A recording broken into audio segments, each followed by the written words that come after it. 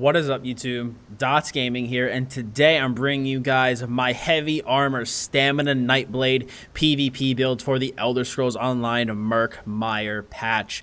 I have uploaded a ton of montages and battleground videos of this build to my YouTube channel, but have yet to release a builds video on it. There is now a written guide for it on my website, and it's been there for a little bit now, but I've yet to release a build video of it onto YouTube, and that is what we are doing today. This is honestly one of my favorite PvP builds that I've put together for my stamblade. It is a ton of fun, and it does not play like your traditional stamblade. You know, traditional stamblade really utilizes stealth, moves in and out of combat pretty fluidly to try to pick off opponents, but that is not how this build plays. This build, while it does have similar mobility due to using shade, is really tanky and has a lot of healing thanks to the heavy armor passives, just heavy armor in general, and the gear sets that we wear, which enable a lot of additional defense. This build is extremely well-rounded. It has great sustain, amazing damage, especially when our gear sets and our enchants are procced. Like I said, the tankiness is through the roof. The mobility is good. This is honestly one of my favorite builds I've ever put together for not only my stamblade, but in general in the game, just because of how powerful it is and the kind of stats we're able to pull off with this build. Now, of course, disclaimer before I get into it, this is just what I like and this is just what I enjoy. I say this every video, but no, people don't pay attention to it. If you don't like it, if you think it's bad, if you wouldn't run it, don't run it.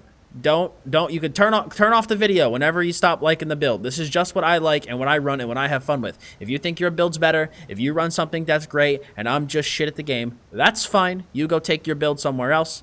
This is just me showing the people who watch my YouTube channel what I run and what I like and what I found to be very successful for heavy armor stamblade. So that is what we're going to be going over today. Like I said, this is easily my favorite heavy armor stamblade build.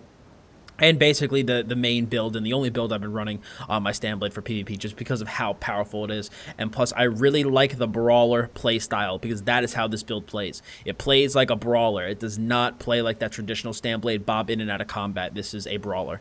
But moving right into it, our first set is 2 pieces of Bloodspawn.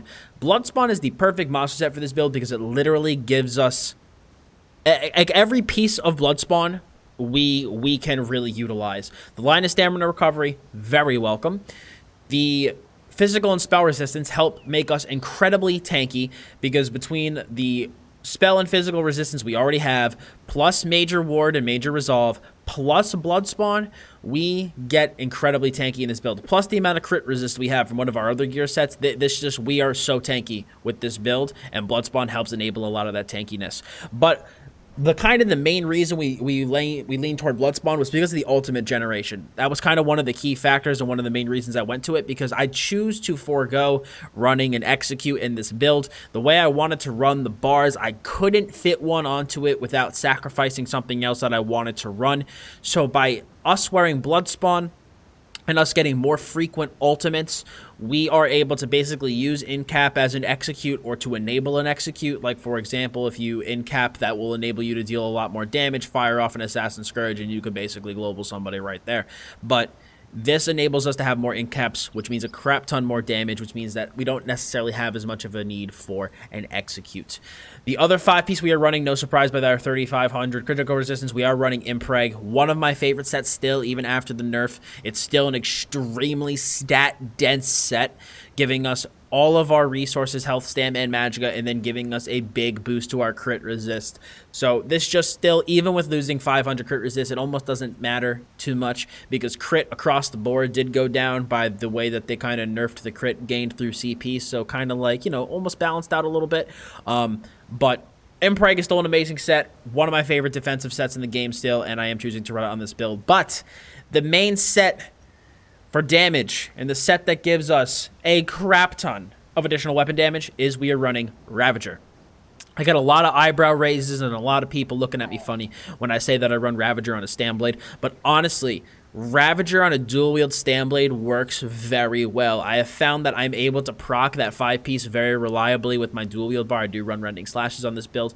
I have found that I'm able to proc Ravager pretty reliably with the dual-wield bar, and getting that addition, like 630 weapon damage is so much That is so much weapon damage to get from a 5-piece set. It's ridiculous. And if you combine that with our infused offhand weapon damage enchant, we are boosting our already 2564 unbuffed weapon damage by an additional roughly 1100 before brutality. That's crazy. That is so much weapon damage. And this is a heavy armor build, mind you. This is a heavy armor build. So we have so much weapon damage in this setup because of Ravager. It's awesome. In terms of weapons, we are running dual wield 2H. I have a Nirnhoned axe as my main weapon, and I have a infused mace as my offhand. I used to run double axe on this build, but I changed to maces with Murkmire because of the fact that shields now are able to be penetrated through. Penetration is never really a wasted stat. So the offhand mace really comes in handy for making sure that we can penetrate those really tanky, tough to kill targets, or if anybody does toss up a shield, we can just rip right through it. And then I also have a back bar axe. We don't really use it that much. It's mainly just, as you can see, it's powered. We do all of our healing on our back bar and all of our defenses on our back bar for the most part. So I chose to run the axe because of the fact that if I do light attack somebody with it, I have a chance to apply the 2H bleed, which is a separate bleed from the one-handed axe bleed, so it just gives us potential for more damage if I do actually get that to proc on my back bar.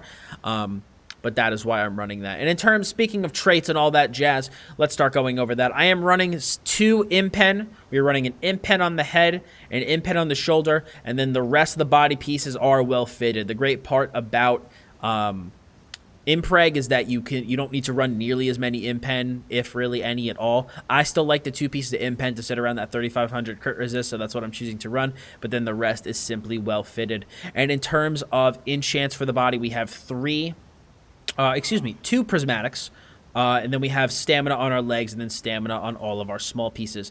In terms of our jewelry, we are running all robust. I don't run any swift on this build. We're just running all robust. 1 stamina recovery and 2 weapon damage. Now, if you do choose to run this build in no CP, you are going to make 1 change, and that's why you can see I have an extra impreg ring in my bags. I would recommend changing one of your weapon damage rings and swap it out for a reduced stamp cost. Without it, your sustain and no CP is a little low in my opinion. You're going to have to heavy attack a little bit more than I'd like to. So I choose to run the reduced cost in no CP. I like it more. It allows me to do more because especially in no CP with this build, I can play so aggressive because of how good my stats are.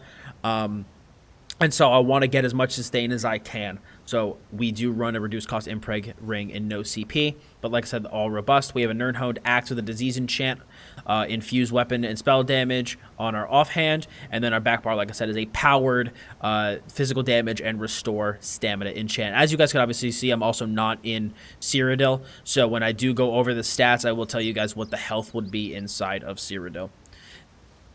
But moving on to skills. Skills have only changed slightly since last patch. I've been running this build for 2 patches now, and the skills only 1 skill changed from last patch, and that is now we are running ambush. You pretty much have to run a gap closer now. I used to run speed pots as my gap closer, but obviously we all know that speed pots were nerfed, so you need to run ambush now as your gap closer. Ambush also does help because we did lose some crit from the crit nerfs to the CP. Ambush also helps us get a little bit more benefit out of our assassination passives. We obviously can't even run Stampede because we're on a dual wield bar, but Ambush is just a really good gap closer, works very well, deals great damage, gives you Empower on your light attack, and applies a brief snare. You also have Surprise Attack, which deals a lot of physical damage, applies Major Fracture, and then if you do this while sneaking, you stun them and set them off balance. We can never do this while invisible because we don't have stealth on this build. So for the most part, this would only really stun if you're sneaking, but it's not really the main reason we use it anyway. It's for the physical damage and for that major fracture, so it helps give us a lot of penetration. We are also running Relentless Focus. Let me tell you, man, the Relentless Focus procs on this build are insane. They are crazy. One of the montages I put up on my YouTube channel, I forget which one it is. Let me check real quick so I can tell you guys exactly which one it is. Has a bunch of just relentless, like crazy relentless focus ones. I'm pretty sure it's called We Are Legend. I think that's my edgy name for that montage. Let me tell you, man, I have hit, if you line everything up right with the surprise attack, in cap, and pop off an assassin scourge, I have basically like 60 to 0'd people, 50 to 0'd people with just the scourge, even in CP. Like, the scourges in this build hit incredibly hard. It's a very powerful skill. It also gives us minor berserk, minor endurance, so increased damage recovery and increased damage done. It's just such an amazing skill, and you definitely need to get used to running it on your Stamina Nightblade. We are also running rending slashes for an additional dot on the build. It also applies a snare 40% for 4 seconds. It's a staple reason you run dual wield for the most part on a stamblade. It just, on top of our 2H bleed, on top of our axe bleed, and then you toss this into the mix, we have a ton of sustained pressure with dual wield thanks to rending slashes. I also am running fear. I am running fear this patch. This gives us some minor maim on our target, reduces movement speed on our target, but mainly it is a fear that can fear 2 enemies for up to 4.6 seconds, and this does go through block. You can't dodge it. I am choosing to run this patch on this build because I can't get those stuns from stealth. I do need a CC of some sorts, so Mass Hysteria basically fits that perfectly. Like I said, can't be blocked, can't be dodged, and we are going to see the way we have our Magicka sustain set up. You will always have this up. You will pretty much only always have this up if you play this right. And then we also have, of course, in cap, which deals a crap ton of disease damage instantly, increases your damage against your target by 20% for 6 seconds, stuns if the ultimate was used with 120 ultimate or more, and afflicts a target with major defile. It's just such an action-packed skill, man. There's so much on it, and because we're running Bloodspawn, because it only costs 70 ultimate, and because we gain extra ultimate every time we chug a potion due to the Catalyst passive in the siphoning line, we get this up constantly. It's constantly up, and this is the main reason why I don't have to run an execute, because of how powerful this skill is and how easily we can get it. Now, back bar is usually when I switch to the back bar, people will begin to look at me funny. But back bar, we are running Dark Cloak. So Dark Cloak heals us for 32% of our max health over 3.5 seconds and gains minor protection, reducing your damage taken by 8%. You've already seen the type of defensive stats we have in this build. You see the crit resist we have in this build, and then we just toss in minor protection on top of that, which just makes us even tankier. And then if you can see, we are running forward momentum, siphoning strikes, vigor, we are running soul siphon and dark cloak. Basically every skill on our back bar causes us to get healed, and it's a powered back bar. So dark cloak is just such a good heal. We have a stamina heal with vigor, and we have a Magicka heal with dark cloak, so we can always be sure that no matter what, we will be able to heal ourselves.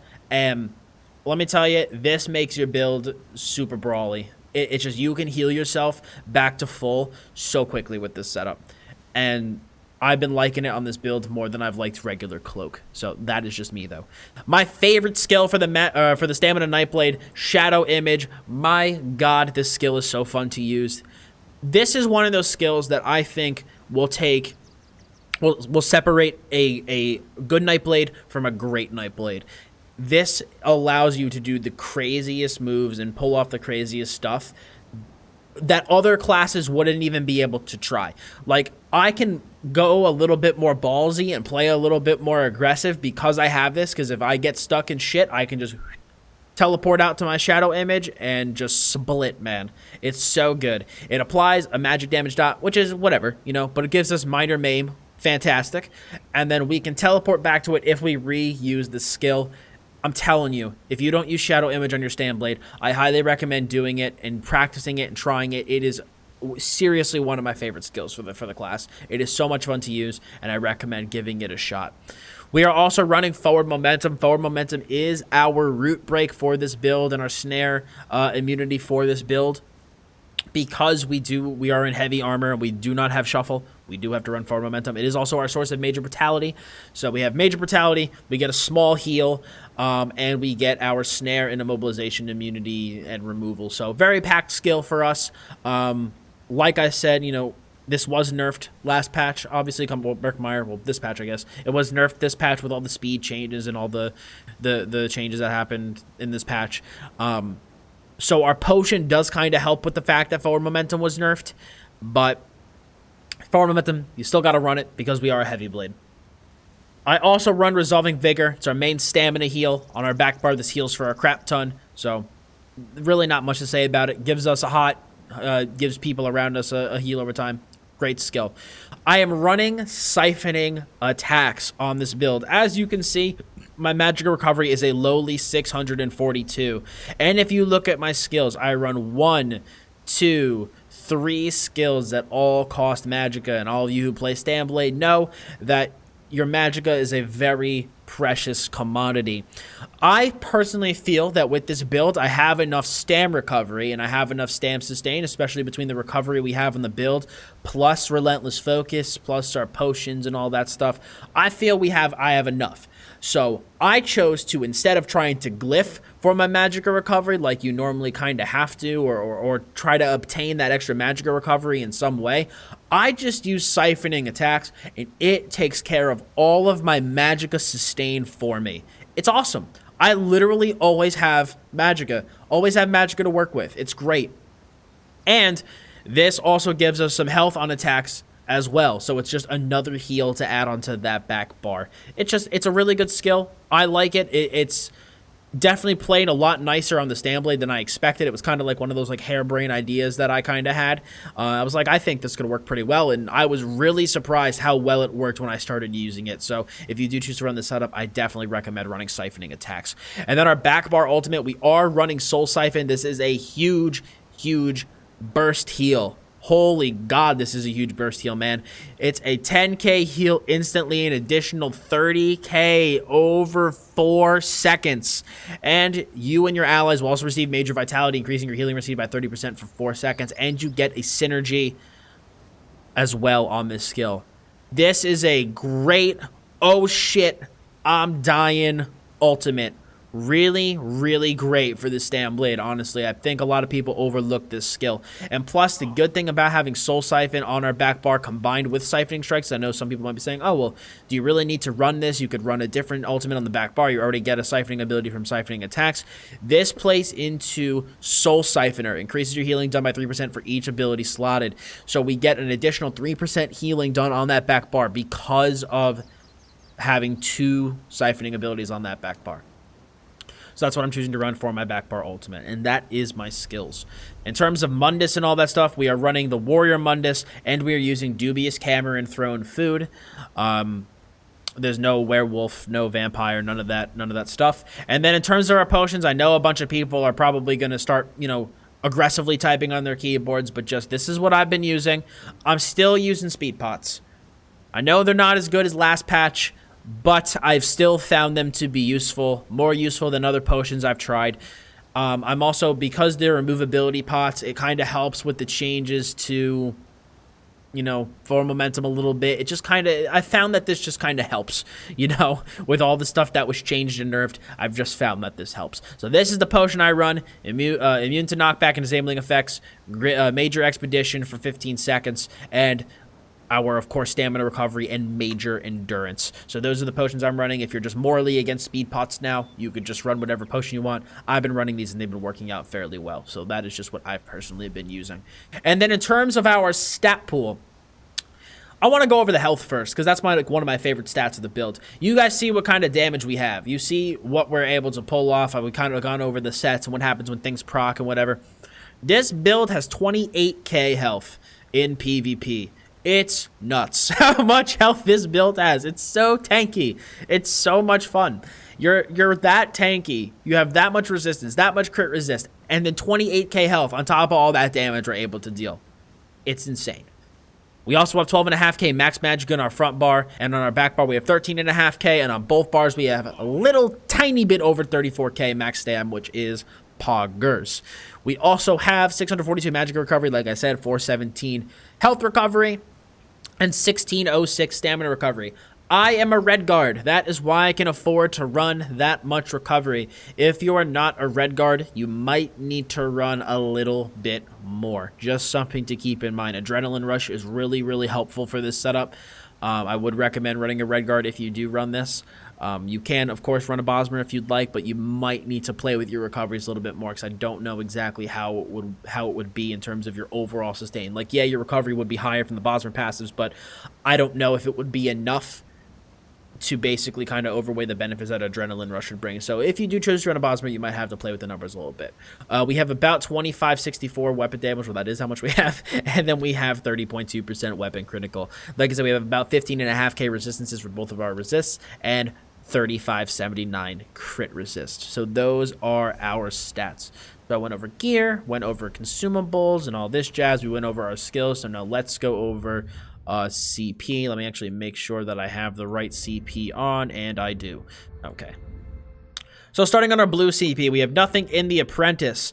We are running 72 into Master at Arms, 23 into Shattering Blows, and 25 into Physical Weapon Expert. I think I might have it written slightly different on the website. I think I still might have a little bit more in Shattering Blows and less in Physical Weapon Expert, but this is actually what I've recently changed to, and I've been liking it a lot more. Having the 25 in a Physical Weapon Expert really helps with the weaving damage, which is really, really nice. And because we have really good pen, shields aren't as much of a problem now as they used to be, so I did lower the amount of points I have in Shattering Blows, but I do keep Master at Arms at 72.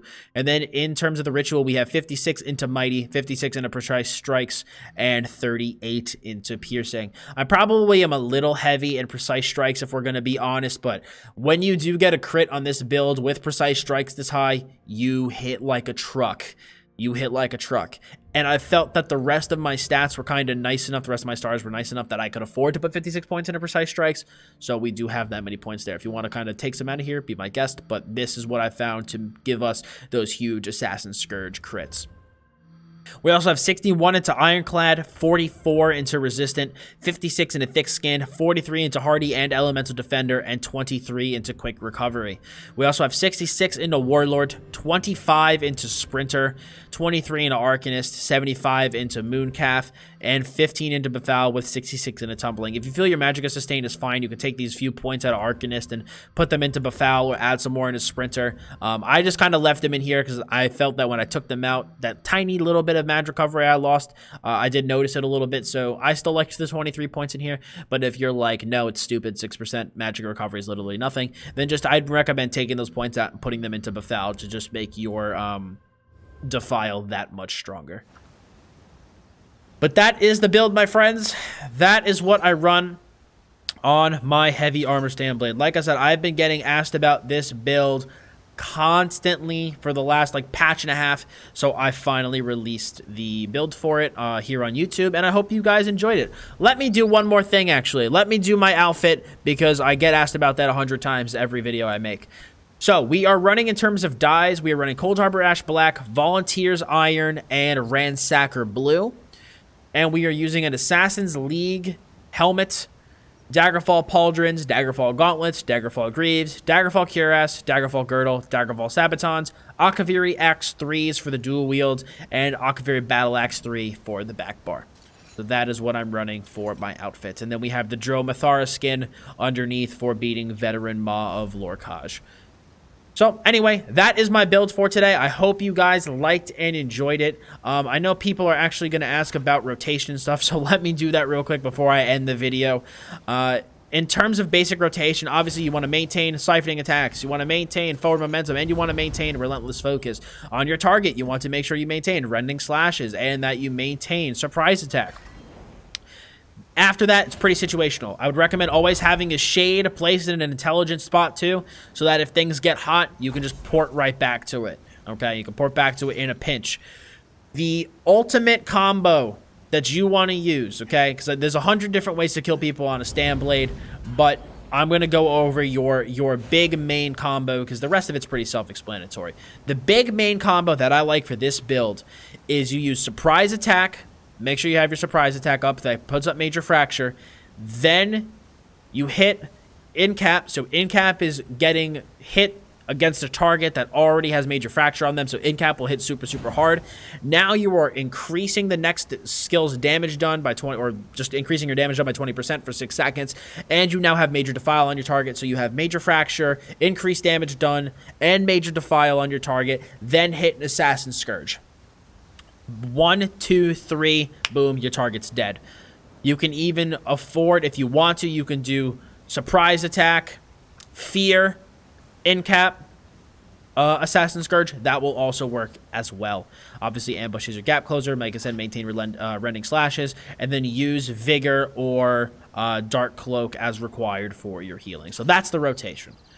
But just wanted to go over that really quick. And if you want to see any game footage of this, like I said, simply go to the montages playlist on my YouTube channel, and you can see this build in action. But that is it for me today, guys. I hope you enjoyed this build. If you did, please leave a like on the video. Really, really helps me out. If you have any questions or comments about the build, please leave them below.